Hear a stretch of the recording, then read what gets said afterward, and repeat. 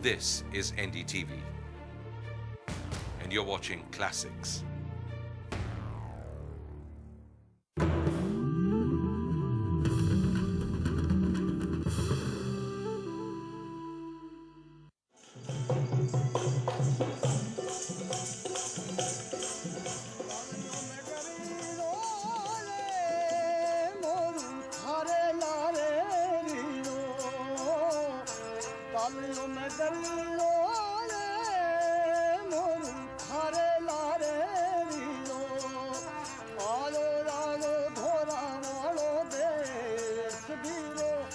इंडियानामा इस हफ्ते जयपुर से आ रहा है आपके पास, जहां हमने नई मुख्यमंत्री वसुंधरा राजे के साथ एक दिन बिताया।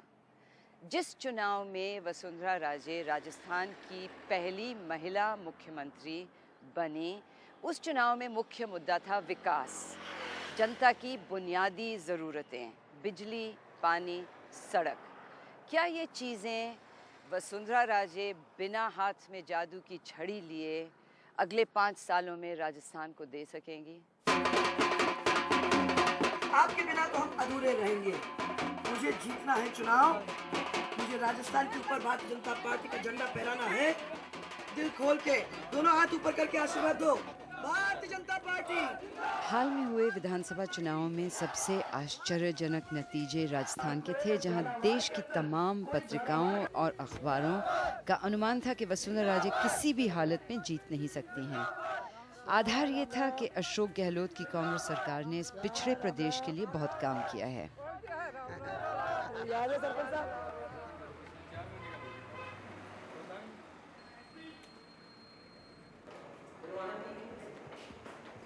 राजस्थान सरकार के सचिवालय का मेन एंट्रेंस, मैं अंदर आई हूँ इस गलियारे से, और आप यहाँ पे अगर नीचे देखेंगे तो पान का थूक, हालांकि बोर्ड लगे हुए हैं कि आप सिर्फ पीकदान में थूकें।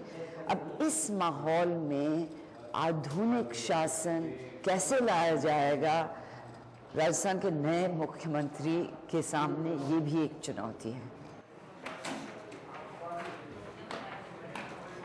मैं एक बड़ा छोटा सा आपको मिसाल देती हूँ। हम जब अभी अंदर आए हैं तो वो जो अंदर आने की जो कॉरिडोर है वो गंदी है, ऐसे लगता है कि वो चेंज होंगे, पर उसमें पैसा जाएगा, और मैं अगर पैसा उसमें खर्च करूँगी तो आप जैसे ही लोग मेरे को ये लिखेंगे कि मुख्यमंत्री जी ने कई लाख रुपए अपने ऑफिस और कॉरिडोर में सफाई करने में लगा दिए, जो पहले अपने को करना है वो एक नए सिरे से गवर्नेंस, और उस नए सिरे से गवर्नेंस की बात हम लोग कर रहे हैं। जैसे पहली दफ़ा हम लोग लाइवलीहुड्स के ऊपर टास्क फोर्स करने वाले हैं।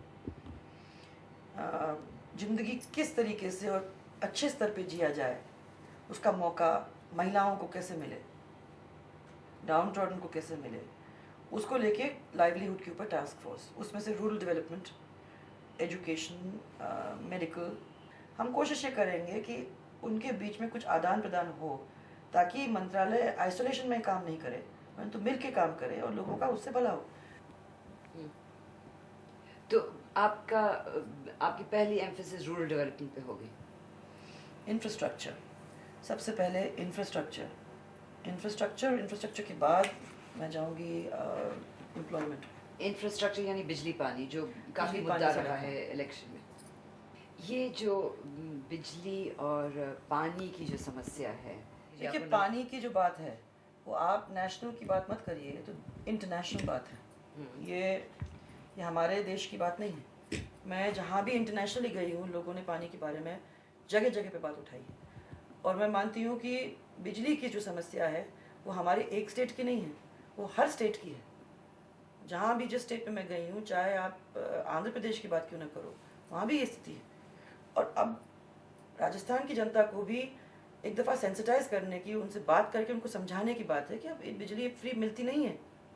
इस बिजली को किस तरीके से इस्तेमाल किया जाए, ये पंचायत बिठाए, पंचायत और पंच बैठ के ये तय करें कि देखिए इतनी बिजली आ रही है, इतना पैसा है, इसको किस तरीके से आप तक पहुंचाया जाए, क्योंकि हम खेत में और इंडस्ट्री में और घरों में बिजली ला के देना चाहते हैं। किस तरीके से इसको किया जाए, सरकार तो अपना काम करेगी ही करेगी, परंतु इसके बारे में जनता को भी गुमराह नहीं करना चाहिए, जनता को भी पूरी तरह से सेंसिटाइज करना मैं मानती हूँ कि ज़रूरी है। आधुनिक शासन के लिए ज़रूरी होता है आधुनिक माहौल, लेकिन सचिवालय को ठीक करने से पहले नई मुख्यमंत्री को तब्दीलियां और भी लानी होंगी। अक्सर ये देखा गया है कि कांग्रेस की जो सरकारें रहती हैं वो कोई नए सिरे से या कोई नए तरीके से सरकार नहीं चलाती हैं, और ये जो 50 साल का जो ढांचा है कि एक ही तरह से गवर्नेंस की जाती है, तो उसके सामने आप क्या कर सकते हैं, क्योंकि लोग तो वही हैं। नहीं, मैं समझती हूँ कि लोगों का भी माइंडसेट कुछ तो बदला है, और ये बदलाव जो है ये हमारे लिए अच्छा है। पहले तो इस डर से बाहर कोई सोचता ही नहीं था, इसलिए ये इलेक्शन में जब भी जाते थे सेकंड पोजीशन की हम लोग सोचा करते थे, फर्स्ट आने की तो बात ही नहीं होती थी। अब ये स्थिति हो गई है कि हम लोग इक्वल होके और आगे निकल गए हैं, तो इन्हीं लोगों ने ही तो हमें आगे भेजा है। तो मैं मानती हूँ कि जब उन्होंने यहाँ तक किया है तो अब नए सिस्टम ऑफ गवर्नेंस को भी वो देखना चाहेंगे, क्या कहते हैं, एक दफ़ा चखना चाहेंगे, और उसको देखने के बाद अगर उनको पसंद आती है तो उसको सपोर्ट भी करेंगे।